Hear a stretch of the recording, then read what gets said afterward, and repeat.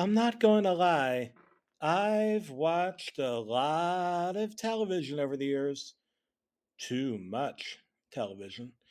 Eaten too much junk food. Spent too many hours embracing a sedentary lifestyle. Couch cushioning, couch potato, couch bandit. Ever watch PBS? I have. Arthur the Aardvark was on, teaching a life lesson about getting so mad you could punch a rabbit friend in the face. When it went to commercial, I have to say that I wasn't anticipating anything as hostile and sinister as what I saw. It was a logo. Well, who cares about a logo? Me, I do. Well, not really. Not usually. But this time, it was kind of messed up. Three severed heads, one with a gay earring, which was his business, I guess, and this goldfish thing with clearly dead eyes just walking around on octopus tentacles. I bent a little bit closer toward the TV to get a good look at the severed heads and listen, and then a titanically loud G major sound broke out and shattered my eardrums. Not really, but it was certainly loud, and it forced me to grab a Q-tip and pour on a little carbon monoxide from the medicine cabinet. For the rest of the time that I watched that Aardvark episode, I noticed that every time Arthur got upset at his little sister, that logo popped back up, swirled around, and eventually just dragged its way over into one of the corners of the screen. Top right, top left, bottom right, bottom left. I felt like I was going cross eyed. I crossed my legs, perplexed. Suddenly, there was a phone call. It was my father!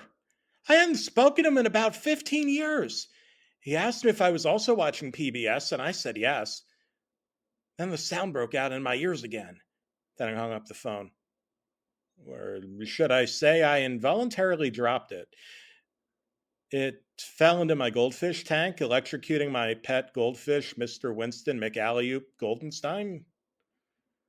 I did the only thing that I could do. I got up off my ass and hopped onto the internet, getting back on my ass.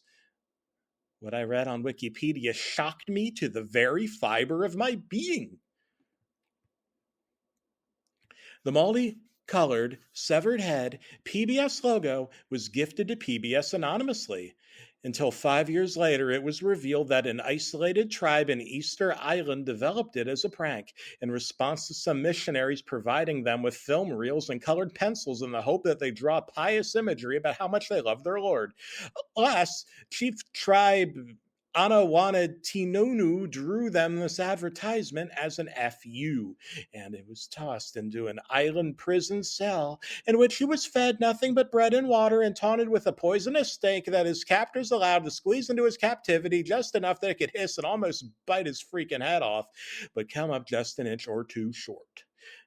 The chief died of snake venom poisoning about 5 minutes later. Well, the missionaries claimed it was a smiting beyond their pay grade. In other words, they claimed that they didn't do it and were not responsible. In other words, they lied.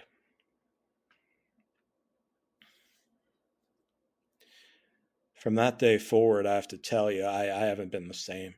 I've given up junk food and junk TV, and I work a steady job tutoring at-risk inner-city youth in robotics.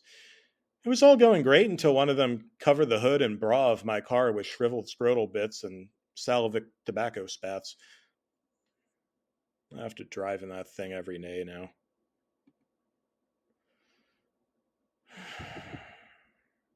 It won't come off. I hate it.